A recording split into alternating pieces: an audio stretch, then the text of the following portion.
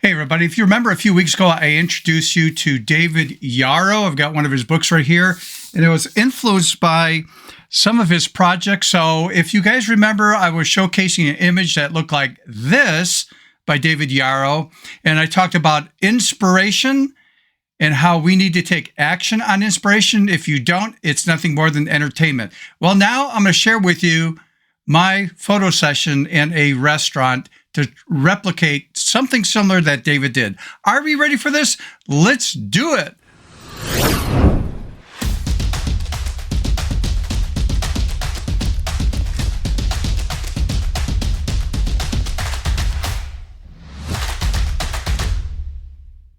Hey everybody, welcome back to my channel. If you're new to the channel, this is dedicated to photography and as a photo artist, pushing ourselves creatively out of the box. Okay, this is a follow-up to something I did a few weeks ago when I talked about inspiration and how I was got inspired by David Yarrow. If you missed that, by the way, I'll put the link in the show notes for you.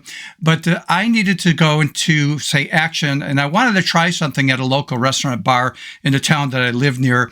So I got permission from the manager to do this. Now, to set this up, number one, I'm going to share with you about a minute-long behind-the-scenes video. I have to narrate over it because there was some music playing in the restaurant, and of course copyright infringements if I had pushed that out on YouTube, so I didn't want to do that. So you'll find me narrating. But what I want you to see here, and again with this Yarrow-inspired photo session, and that is, this is the speed light I was using with a modifier on it. Typically what I used when I shot a lot of weddings years ago, when I'm running and gunning and got to get there fast, I could not, just some background, I could not set up formal like lights that I would love to do in a tripod because of liability issues, because this is like between the lunchtime and dinner time, so it was not as busy, but yet there were still people in the restaurants. You have to remember, this is not a paid assignment. If this was a paid gig to do for a commercial shoot or something for the restaurant, then yeah, I would definitely be in there an hour or so before the restaurant actually opened up with the employees, could take my time, set up lights, tripod, all that kind of stuff, but I couldn't. So I promised the manager I would do this in 1 minute or less, and so you'll see that in the video. So let's take a look at the shot. Let me narrate it for you, and then I'm going to share with you the Photoshop file, and I'm going to cover three things after I'm done. Number one is behind the scenes, obviously, that which is we were just talking about that. I'm going to break down the Photoshop file for you. I'll do a little demo on that, and then I'm going to talk about what the heck did I learn after this photo session. All right, so let's take a look at some behind the scenes as to how I did this shoot. Are we ready? Let's do it. Okay, so here I am walking up to the restaurant. If you're ever in the Howell, Michigan area, you got to check out Karate's Pizzeria. If you love Italian food and pizzas, they are incredible. Anyhow, so this is just the outside area. I'm just walking in, and you're going to see that once I get in, I am setting up a 360 camera where I want the people to be standing on both inside and outside the bar. I'm testing my shots right here before I start to get my exposure right or as close as I can, and pre-focus, because I'm now going to be in manual focus as I shoot this. So now you'll see me bring in the people and have them set up. So this is basically, a minute or less to do this entire thing. So I'm instructing them where I want them to stand. Again, 3 on the outside of the bar, 3 on the inside of the bar. And then you'll see me take my photos, and I took 3 shots. It really just took 2. The last one was sort of a goofy one where I just said, hey, scream at me and just make some noise. So you'll see me setting up my first shot right there. There goes the first shot. And then I was just checking everything out. This is the second shot right here. And then after that shot, I just, goofily said, hey, everybody, just scream and yell at me. So they were just starting to laugh and that. And that was the shot right there. Anyhow, I'm done. And that basically, setting them up and doing the photo session was about a minute long. And the manager was extremely happy that I didn't take any more time. Okay, before I take a breakdown to show you how I processed and did this image, I forgot to share with you that on the bar, when you saw me pre-focus everything, I had this 360 camera set on the bar where I wanted the people to be on both sides of the bar for my distance, and that was what was recording me. Then I put it on a side table, and that's what was doing behind the scenes. Okay, so let's jump into Photoshop right now, and let's take a look at, this is the finished image right here. I'm going to talk more about the image, but I want to break it down step by step for you, how I actually created this after I did the shoot. So what I'm going to do is just show you quickly. I'm going to go to the open dialog box in Photoshop. So again, just if you don't know, Control O is the shortcut keystroke, or you can go to File drop-down menu in Photoshop right there and just choose the open dialog box right there. And then this is the actual raw file. This was the second shot I took. And again, at the end of this, I'm going to share with you what I learned in doing this, because again, I had to do this in 60 seconds or less. So this is the image right there. So what I did was, over here in the category called light, as an example, let me expand that. I adjusted the exposure a bit like this. And then I went to the crop tool over here. And I think I did a 5:7 crop as my aspect ratio. And then just readjusted. I'm just doing this fast. It's not going to be exactly what I had, but just to give you the idea, let's say that that was my shot right there. And then enter the keyboard to accept that. And then what I did was, and I did this in Adobe Camera Raw, is I went over here to the masking feature right here, and I chose to do a linear gradient here. So when I come over here, I just did a click and drag to move this up like this. And then I moved the exposure slider because, again, with the light that I had, again, I would love to be setting up my professional lights on it, but I couldn't do that because I have to bring in, again, tripods and stuff like, or light stands and things. And I could not do that because, again, this is not a paid assignment. And I would have to do something like that before the restaurant was open to the general public. So that's all I did. And I just click on open to accept that, and it dropped into Photoshop, and then I built that. Okay, so let's take a look at how I put this together. So we don't need this. I'm going to cancel that. And this is the finished product again. So let me come down here to the very bottom. And I'm going to do a different demo for you when I get to a certain part of this. But I'm going to turn off all the layers. This is what I started with. So after I dropped in the image from Adobe Camera Raw, you'll see a lot of specks and dust and things here on the bar. So I had to do that. I had to clean that up. So that's what I did on the next layer right there. So hopefully you can see the before after. And I just used the remove tool to do that. And then I brought in, this is a lion. This is just a stock image I have. And then what I did with this is, you'll notice that if you look at this person's arm right there, there's a reflection in there. And there would be a subtle reflection if there was really, say, a lion or anything that would be there, standing on the bar. So I had to create, as you see there, part of on off there is a reflection. And then I had to do a second one. And I'll share with you how I did that. And then I did this right here. I just added, hopefully this shows on the pause, bottom of the pause, I added a little bit of a shadow to sort of anchor that down a little bit. So let me show you quickly how I did this right here, where I dropped in the reflection. So you can see the back one right there. So here's what I did. So this is the image of the line that I use. And I'm going to duplicate the layer, Control J, Command J on a Mac. Control T, Command T on a Mac to activate the free transform tool. I'm going to hold the Shift key down and go right here. And I'm going to pull that down like this. And then I'm going to let go and enter on my keyboard to accept that. Now, what I'm going to do is take this layer and move it above, because what I want to do is the bottom layer, which is going to be my reflection, with the move tool, I'm just going to tap that just like that, so the paws are like touching each other. And this is actually slightly below the paws right there. Then what I did was I added a mask to that, grab a paintbrush, B for brush, just make sure it's a big soft edge brush. And what I did was I just, you could use maybe a gradient or something, but I did that. Let me just get rid of this over here and this part over here. So you get the idea that this was my reflection right there. And again, the other reflection with the back feet there, I repeated that. So let me close that out.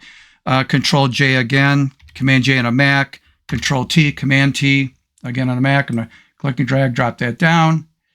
And then let's move that over here. And I want to make sure it's beneath. And let me just grab my move tool here again and maybe pop that up a little bit more. And then again, I just repeated the process where I did a mask and again, paintbrush real big. Let's make that soft edge. And this one I got rid of that right there. So you can see the two combined gives me that reflection. So I did that really fast, but that's the, excuse me, the concept I came up with on doing the reflection. So let's get back to the image. Good time to lose my voice. Sorry about that. Okay, so let's take a look at this again. And I was just adding some, some sharpness to the stock image here because, again, it wasn't that crisp and sharp like that for me. I got rid of the outline a little bit on there with a layer right there. So you can see that turning on and off. And then I adjusted contrast and brightness here and there with the lion to help match when I converted this to a black and white. So there's the black and white layer right there. Now, what I did was I did a visible stamp layer at the very top here. If you could remember, it would be Shift-Control-Alt-E on a PC, Shift-Command-Option-E. So that's my visible stamp layer. But you'll see a difference here. And I did some dodging and burning around that outer edge because I felt it was too bright on the outline. So I did that. And then I duplicated the layer. I put it in multiply blending mode. So you can see the blending mode there. It's about 58%. And I did some masking. So if I turn the mask off by holding the Shift key, I'll turn that on and off so you can see that I wanted to bring in more lightness into the areas so we can see not only the lion, but the people by the side of the bar right there. Then what I did was I added a curves just to lighten everything up. So you can see that overall lightness. And the very last thing, and again, I did with that with curves. So if I move this up or down, you can see that. But one of the things I did was when I did another visible stamp layer, I actually pulled this into Boris FX Optics to drop in that grungy framework right there. I featured that software before as a plugin in the past. And again, just look up Boris FX Optics. You can get an idea what that software will do. Again, no affiliation with them if you end up buying it, but get the trial version. Then the very last thing I was not happy with is that was the eyes of the lion and the front legs, because I'm thinking if there's light hitting that, so I changed that. So you can see now when I turn this on and off, look at the eyes of the lion and look at his front legs. I brought in a little bit more lightness, even on his front mane right there. So again, this is the mask. Let me show you the mask. That's what I did. So the white area is revealing the lightness, the dark is concealing it. And so that was finishing it off. And then I just put my signature in the lower right-hand corner. So that's how I created the image. And again, that was just an inspiration. And let's now talk about what in the heck did I learn after doing this session. Are we ready? Let's do it. Okay, it's time for me to reflect on what did I learn with this project. And before I jump into that, if you could do me a favor, and that is like the video, subscribe if you have not subscribed to the channel, and hit that notification bell.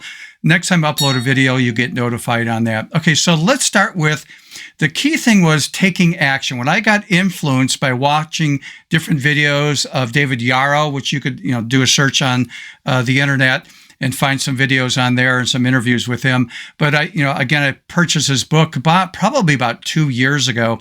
But when I was watching a video, it's like, wow, I really got inspired by that one shot. And so the key thing was taking action is so important on inspiration because, again, I've mentioned this before. I was taught this years ago, and that is if you're inspired by something but you're not taking action, then you've really been entertained. So taking action is an important thing. Second thing is I had to work fast, and I think some of that stuff was coming back to me when I did a lot of weddings. A lot of times you're moving quickly and fast, especially if I'm doing group shots with my equipment and everything. And the priest says, hey, you got 20 minutes or 40 minutes in the church. I got to move fast and get things done. So the key thing is, I promised the manager I would do this in 60 seconds or less. And I held up to that promise to her. In fact, the comment I got back was, wow, I can't believe how quick you did this. And then when she saw the image a couple of days later, her jaw dropped and she goes, oh, this is so cool. And all the other employees just enjoyed the image because they couldn't understand what the heck was going on. Didn't have time to explain it to them too well because I only got, those 60 seconds to get that job done. So the other thing I learned was the importance of when I did professional shoots for money, the client work, how important it was to have a tripod so I could have everything set up, pre-focused, my exposure ready to go, and I can give direction to the group. And without me doing this all the time with the camera, I'm just hitting the button and I can scan and look to make sure everything's right as I'm doing that. Now, because I had, very little time to do this shoot, one of the guys, and let me show you right here, okay, he was always smiling because I told everybody I want sort of just a tough, mean look, no smiling. He just couldn't do it. So if this was a paid gig, I would have the time to say, hey, let me show you back of the camera here. I need you to have a firm look, but I didn't have that time, right? So again, personal project. But again, I learned the importance of having my professional lights on light stands to get better lighting in that bar area. And then the other thing is to add to the story that had more impact. If you look at David Yarrow's picture, which is, I'll just put this up on the screen right here, you can see that the people were in character with their outfits. I mean, look at this, sort of, it's in Montana somewhere, a small town, sort of that tough look bar, and everybody's got that tough look with the outfit. Well, I couldn't do that here. This wasn't in character. These are just workers at that restaurant. So again, this was just inspired. This is going out to their other 2 location. Possibility I'll be doing something over there. But if I'm requested to do it, it's going to have to be a paid gig because, again, this is just personal project. And what I did was I stopped doing paid projects because I want to basically spend more time on my YouTube channel and do personal stuff in photography and do some traveling. All right, so again, hopefully you learned something. I'm going to challenge you people. I don't know who your major influence is. It could be if you're a landscape photographer, maybe you like Ansel Adams, you like that contrasty black and white, and you're inspired by that, then go out and do something in the format that he would do, because it's almost like, a square sometimes, but a lot of times he did a panoramic type shoot. But whatever you're inspired by, it could be street photography, try to simulate, their techniques and work, because again, my theory is what was taught to me, get the camera out, shoot, make mistakes. Why? We learn from making mistakes. So let's think creatively out of the box, literally out of the box. Until next time, see ya.